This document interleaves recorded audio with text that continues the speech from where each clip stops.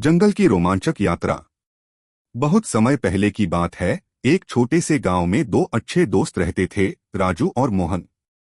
दोनों हमेशा साथ साथ खेलते और पढ़ाई करते।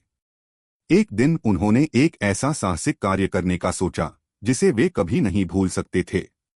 उन्होंने तय किया कि वे पास के जंगल में एक दिन की यात्रा करेंगे। यह जंगल अपने घने पेड़ों, सुंदर झरनों और जीवंत वन्य जीवन के लिए प्रसिद्ध था। इस प्रकार की बच्चों को हमेशा रोमांचित करती हैं और उन्हें नई चीजें सीखने की प्रेरणा देती हैं। सुबह सुबह दोनों दोस्त अपने अपने बैग में खाने का सामान और पानी की बोतलें भरकर निकल पड़े। उनके मन में जंगल की रोमांचक यात्रा की कल्पना थी। जैसे ही वे जंगल के नजदीक पहुंचे, उन्होंने देखा कि वहां का वातावरण कितना शांत और सजीव था। पेड़ों की सरसराहट, पक्षियों की चहचहाहट और झरने की मधुर आवाजें उन्हें एक नई दुनिया में खींच ले गईं। ऐसी बच्चों को प्रकृति से जोड़ने का बेहतरीन तरीका है। जंगल के अंदर जाते ही राजू और मोहन की मुलाकात एक बूढ़े साधु से हुई। साधु ने उन्हें जंगल के रहस्यों के बारे में बताया और आगाह किया कि वे हमेशा साथ रहें और एक दूसरे का ध्यान रखें। उसके बाद दोनों दोस्त जंगल की गहराइयों में आगे बढ़े। इस प्रकार की बच्चों को साहस और समझदारी की शिक्षा देती हैं। चलते चलते उन्हें एक सुंदर झील मिली। झील का पानी इतना साफ था कि उसमें अपना प्रतिबिंब साफ दिखाई दे रहा था। झील के किनारे बैठकर उन्होंने अपने साथ लाया खाना खाया और थकान मिटाई।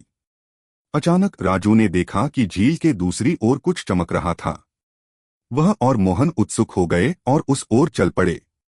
ऐसी बच्चों की जिज्ञासा को प्रोत्साहित करती हैं। जब वे वहां पहुंचे तो उन्होंने देखा कि वह एक प्राचीन मंदिर था।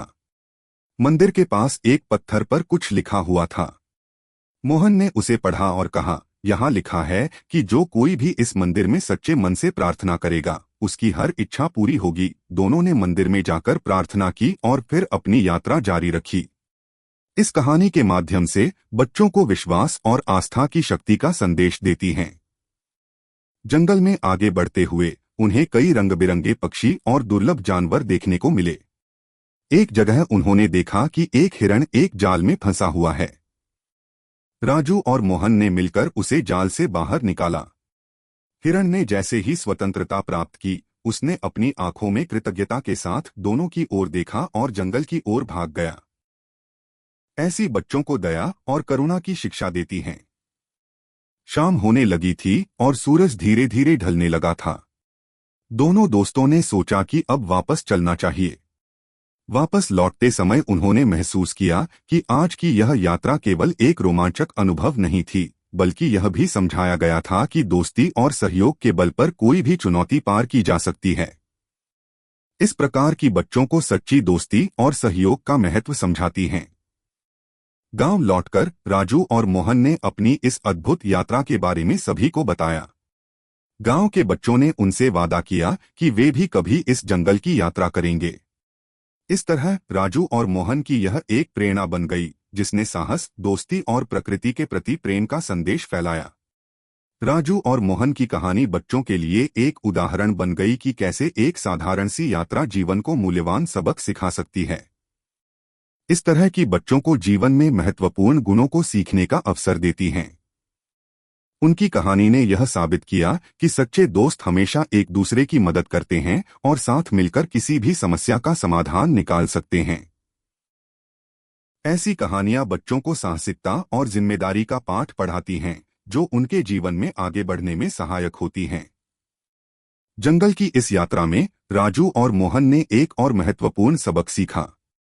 जब वे वापस लौट रहे थे तो उन्होंने देखा कि एक बड़ा पेड़ गिरा हुआ है और उसके नीचे कई छोटे पौधे दबे हुए हैं। उन्होंने देखा कि छोटे पौधे धीरे धीरे अपनी जगह बना रहे हैं और ऊपर की ओर बढ़ रहे हैं। यह देखकर राजू ने कहा, देखो मोहन, ये छोटे पौधे कितने हिम्मत वाले हैं। वे गिरने के बावजूद अपनी जगह बनाने की कोशिश कर रहे हैं। मोहन ने सहमति में सिर हिलाया और कहा, हाँ, हमें भी इन पौधों से सीखना चाहिए कि चाहे कितनी भी मुश्किलें आएं, हमें कभी हार नहीं माननी चाहिए। बच्चों को यह प्रेरणा देती हैं कि जीवन में कितनी भी कठिनाई क्यों न आए, हमें हमेशा आगे बढ़ते रहना चाहिए। राजू और मोहन की इस यात्रा ने उन्हें जीवन के कई महत्वपूर्ण सबक सिखाए जो उनकी आगे की जिंदगी में बहुत काम आएंगे।